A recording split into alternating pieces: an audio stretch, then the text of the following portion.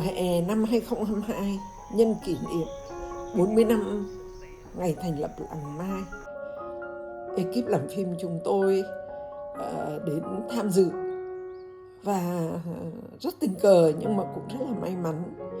Chúng tôi gặp một nhóm khá đông các anh chị quý Phật tử từ Hà Nội sang Làng Mai Mộc Đô Pháp để tham dự khóa tu. Chị Minh Hương, chủ sĩ của Tăng Thân Vô Sự tại Hà Nội, đã thì thầm giới thiệu cho tôi về một nhân vật mà theo chị là rất thú vị, rất đặc biệt. Đó là anh Dũng. Anh Dũng sống Hà Nội, trước đây làm việc cho nhà nước, sau đó thì thành lập các cái công ty xây dựng riêng. Trước đây, khi chưa thực tập theo pháp môn Làng Mai, thở và chánh niệm, anh Dũng bị rất là nhiều bệnh và cuộc sống gần như là chỉ trông cậy vào thuốc Tây. Nhưng từ khi tham gia sinh hoạt với Tăng Thân Vô Sự, thực tập thiền thở, thực tập chánh niệm, thì cái điều vi diệu đã đến với ông. Gần như 5 năm nay ông không còn dùng thuốc Tây nữa, bỏ hẳn. Và sức khỏe của ông gần như các cái bệnh nó biến mất. Cái vi diệu là từ ông đã thuyết phục được vợ mình, là một cái người mà bị tiểu đường phải uống thuốc cả 10 năm, và cũng thực tập theo và dần dần bỏ được thuốc Tây. Rồi các con của ông, rồi các cháu của ông, gần như bây giờ một cái gia đình đó đang trở thành một cái tăng thân nhỏ để thực tập theo pháp môn của Làng Mai và đem đến cho họ rất là nhiều hạnh phúc. Bản thân tôi khi nói chuyện với ông, chia sẻ với ông, thì tôi rút ra được rất là nhiều bài học cho mình, rất là nhiều điều lý thú, nhiều cái điều bổ ích cho cuộc sống của riêng mình. Bây giờ chúng ta hãy thử lắng nghe các cái chia sẻ của ông về cái quá trình ông đã thực tập và chuyển hóa được mình như thế nào. Thì các cụ ngày xưa có nói câu là bệnh từ tâm, tất cả các bệnh là từ tâm. Cách đây 4-5 năm về trước thì tôi cũng rất nhiều bệnh.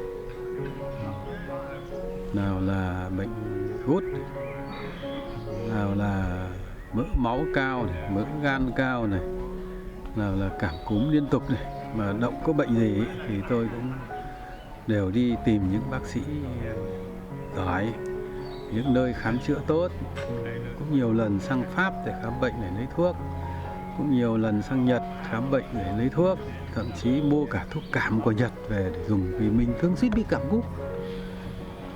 Nhưng 4-5 năm nay thì tôi gần như không phải uống một viên thuốc Tây. Thì phải nói là đây là thành quả của việc tu luyện cái tâm và cái thân.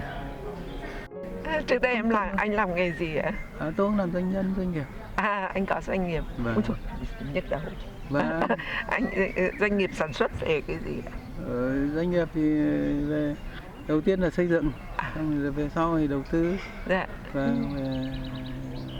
bây giờ thì anh nghỉ bây giờ rồi. thì tôi nghỉ rồi, tôi sắp xỉ 70 tuổi rồi. Dạ. Nhưng mà gần đây thì anh quan tâm chăm sóc cho cái tâm nhiều hơn. Trước đây là mình chăm sóc thân thôi. Vừa chăm sóc thân thôi. Nhưng mà như anh nói là thân là cái gì ạ? Trong con người ta thì theo anh thì anh nghĩ nó hình thành hai phần. Cái phần thân, tâm và thân. Tâm và thân. Thế như thế con tim mình tạm hiểu với nhau rằng là cái tâm chỉ huy toàn bộ cái thân này, tức là nó là ông chủ.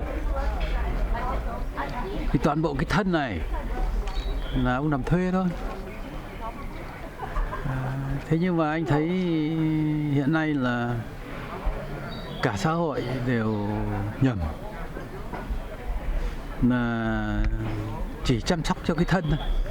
tức là rèn luyện, tập thể dục, tắm rửa cho nó, massage cho nó, mọi thứ, thậm chí chạy hàng ngày hàng 10 km. Nhưng mà trong khi đó cái tâm thì không được chăm sóc. Như thế có nghĩa là chỉ có quan tâm là rèn luyện và chăm sóc cho ông làm thuê, cho người làm thuê. Thế còn ông chủ này thì không hề được một chăm sóc. Vì cái tâm này 24/24 suốt ngày, tức là liên tục, mà không biết là một giây nó bao nhiêu thông tin trong đầu, và không được ngừng nghỉ một tí nào. Đó. Thế nhưng bây giờ chúng ta này không hề quan tâm chăm sóc đến cái tâm. Thế thì tôi nghĩ rằng là 70% ấy, mà 80% là bệnh từ tâm. Đấy. Thế mà chúng ta lại chỉ có đi chăm sóc cho cái thân này thôi thì nó hơi ngược. Cái thân cũng cần phải chăm sóc chứ không nói là không. Thế nhưng mà cái tâm quan trọng hơn. Chúng ta phải chú ý đến cái tâm của chúng ta để cho nó ngừng nghỉ. Một ngày ít nhất nó cũng phải được ngừng nghỉ, không suy nghĩ một vài tiếng. Hoặc là chúng ta rèn luyện cái việc mà làm trong chánh niệm. Đấy. Làm trong chánh niệm là làm việc gì thì chúng ta chỉ tập trung vào việc ấy thôi. Và chú tâm là gì ạ? Chú tâm vào hơi thở. Hơi thở và bước chân. Tôi đã rèn luyện là hơi thở và bước chân.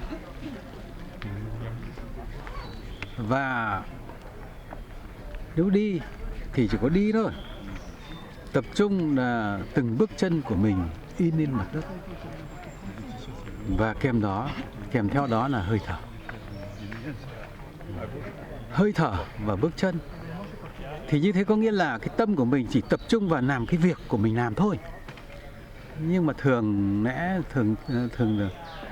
đời thường ấy là chúng ta đang làm việc này, nhưng cái đầu cho chúng ta lại ong ong ở 3-4 những cái việc khác. Thực ra là cái sự không tập trung ấy thì làm cho cái việc mình đang làm cũng không hiệu quả. Và cái đầu mình lúc nào nó cũng bấn loạn. Cho nên tôi trước đây lúc còn làm việc bị hút liên tục, không dám ăn gì, không dám uống gì, nhưng vẫn bị hút. Và tôi đến ăn vạ. Thầy bác sĩ mà tôi, bác sĩ giáo sư Ân là giáo sư đầu bảng về ngành xương khớp. Đấy. Bác sĩ ơi, tôi không ăn uống gì mà tôi kiêng giữ.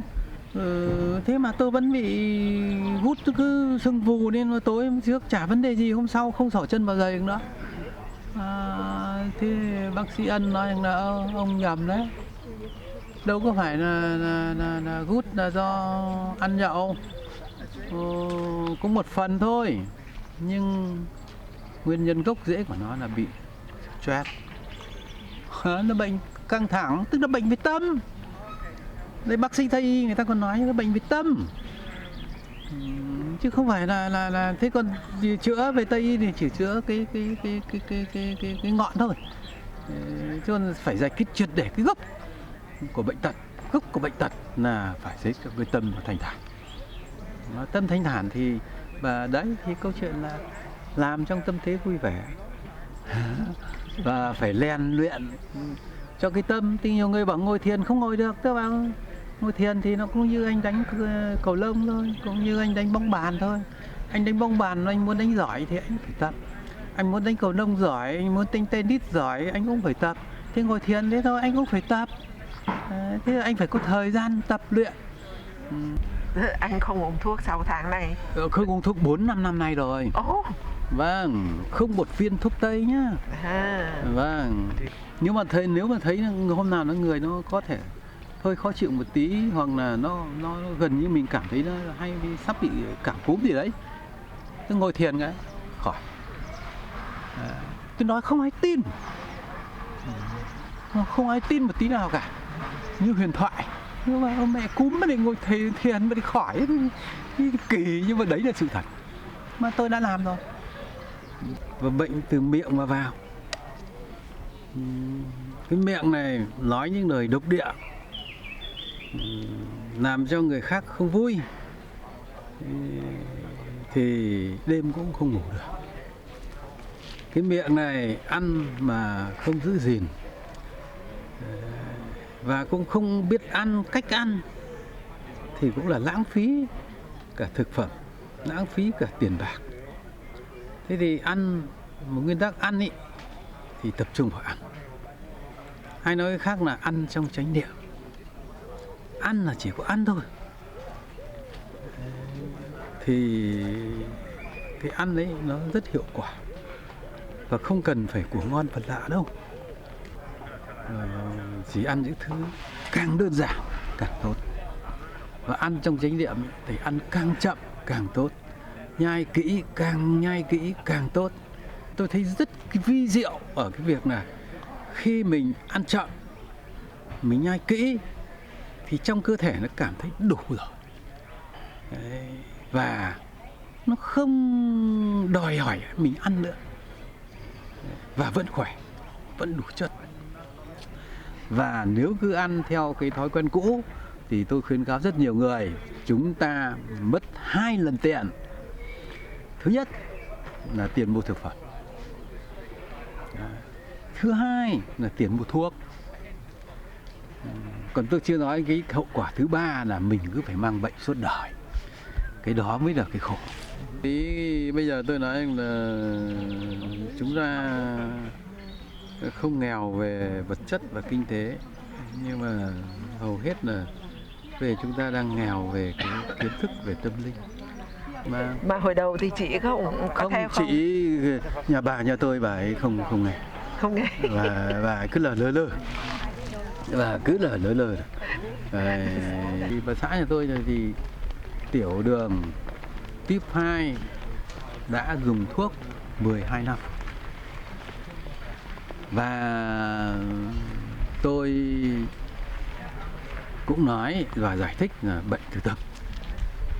Thế bây giờ mình muốn chữa bệnh ấy, thì giải phóng cái đầu đi, giải phóng cái tâm đi.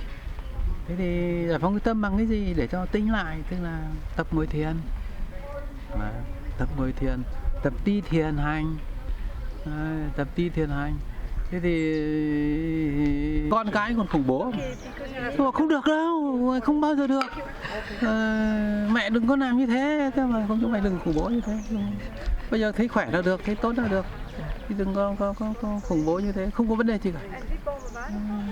Mà điều đó tôi đảm bảo là chắc chắn nếu cứ giữ được như vậy. Đến bây giờ chị vẫn khỏe Bình thường. Dạ. 6 tháng này kết quả vi diệu là bỏ thuốc tiểu đường. Bỏ thuốc tiểu đường. Chị á? Vâng, không thể ai tưởng tượng được. Không thể ai tưởng tượng được. Đấy, thế thì nói không ai tin. Không tin, mà đây là bằng chứng. Bằng chứng là gì? Ngồi thiền, ăn chay và ăn trong chánh niệm.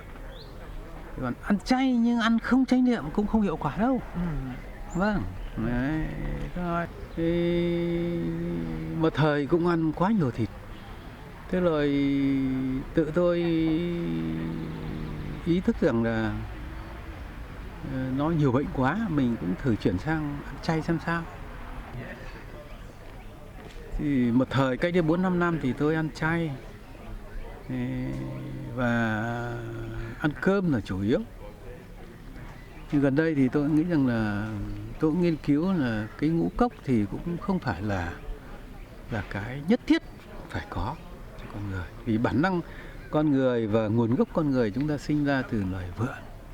Thì tôi chỉ hiểu nôm na và hiểu những cái nguồn gốc của con người như thế. Mà loài vượn ngày xưa thì cũng không phải là ngũ cốc họ là họ ăn, mà ăn cả trái cây, hoa quả. Thế thì củ quả. Thế gần đây thì tôi chuyển sang cái việc mà ăn củ quả và ăn sống. Mà 6 tháng nay là tôi không ăn cơm. Thế mọi người bảo ông không ăn cơm thì ông sống sao được? Thế tôi bảo không, thì tôi vẫn sống đây này. Mà sống khỏe. Vâng, mà sống khỏe đây này. Chứ... Không cần uống thuốc. Vâng, không cần uống thuốc. Đấy, và tôi ăn củ cà rốt sống cũng rất ngon, ngon lắm ấy.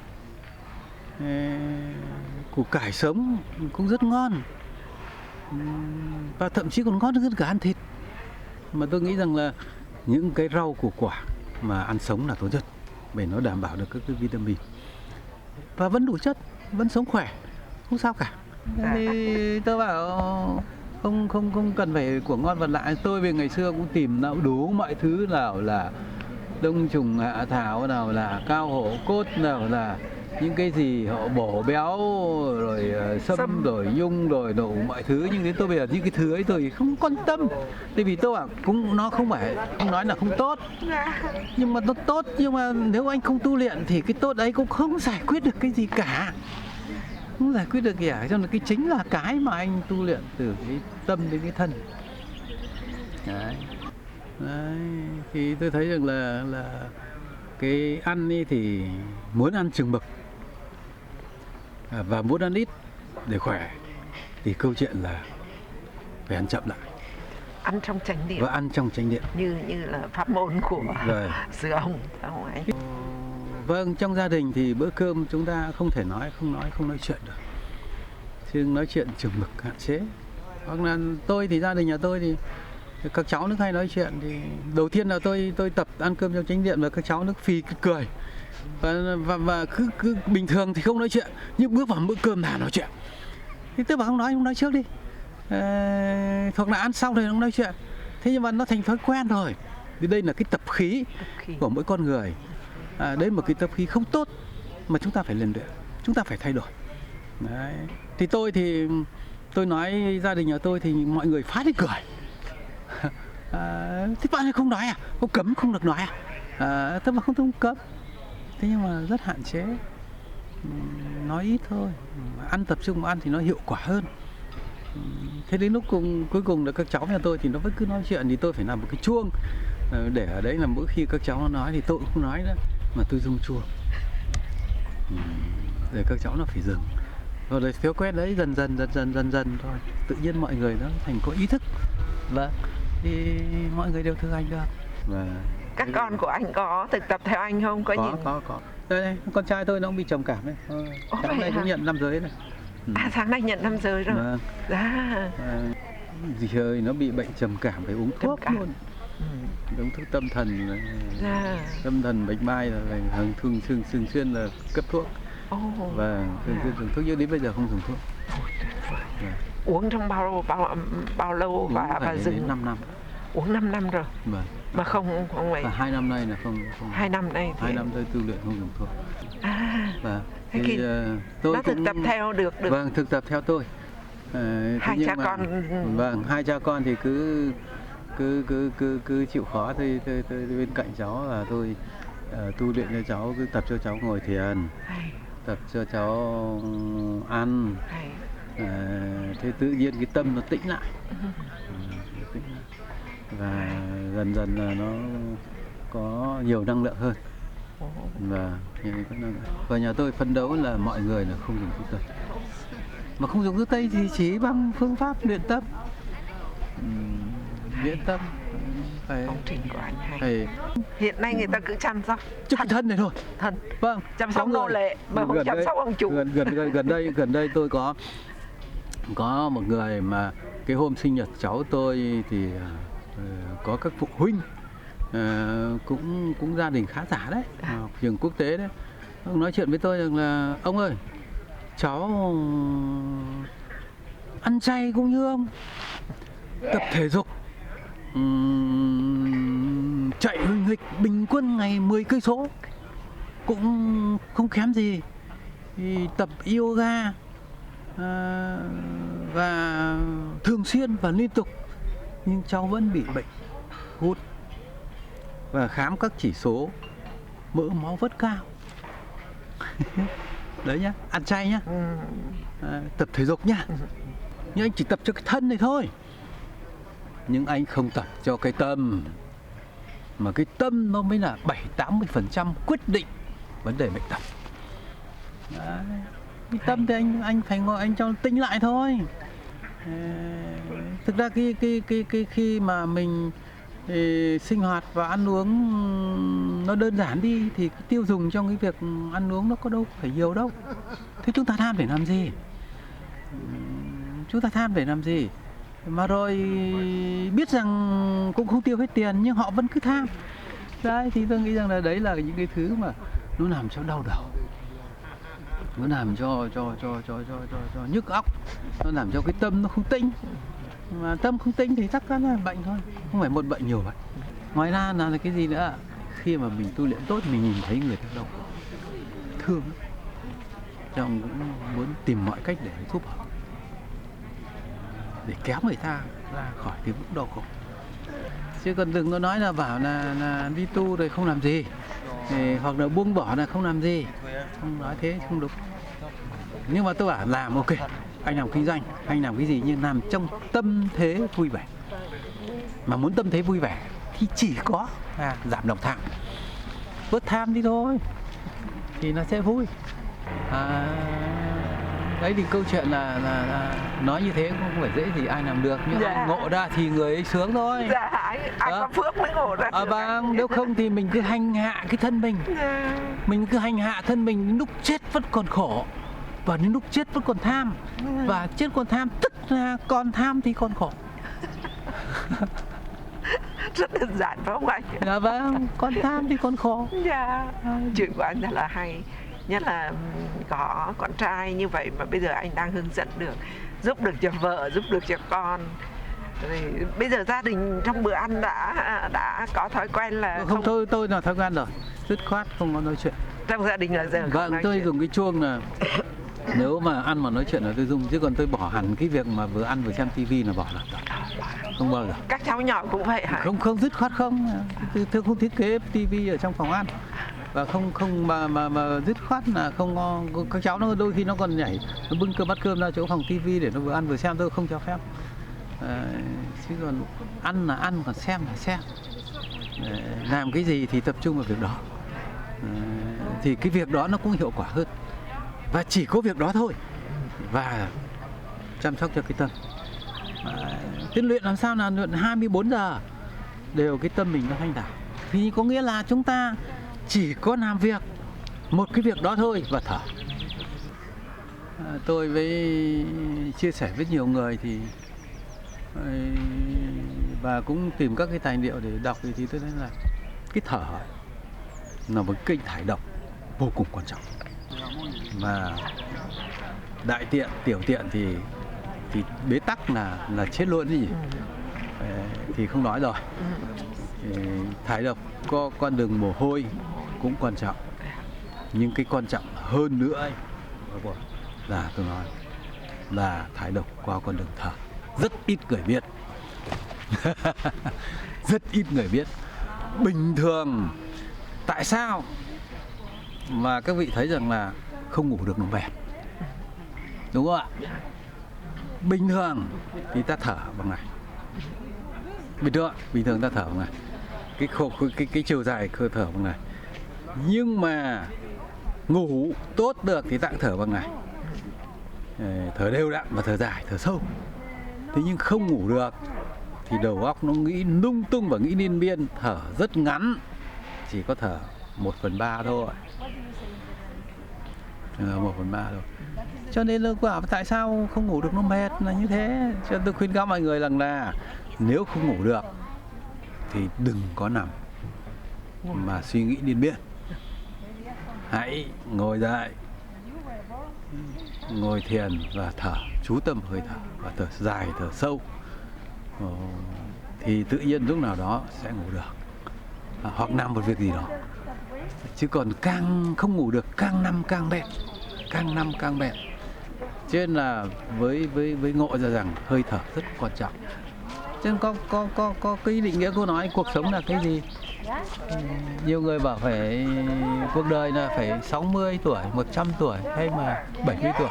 Nhưng mà có một định nghĩa mà người ta thấy đúng nhất là gì? Cuộc đời chỉ là một hơi thở. Vì tắt thở là chết thì gì? Đúng không ạ? Là đúng. Thì tôi rút ra rằng là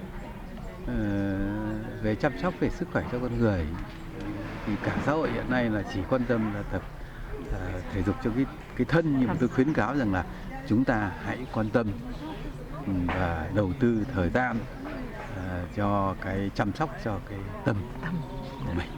Để bụt thở, để bụt đi, mình khỏi thở, mình khỏi đi, khỏi đi. Bụt đang thở, bụt đang đi, mình được thở, mình được đi, được đi. Bụt là thở, bụt là đi,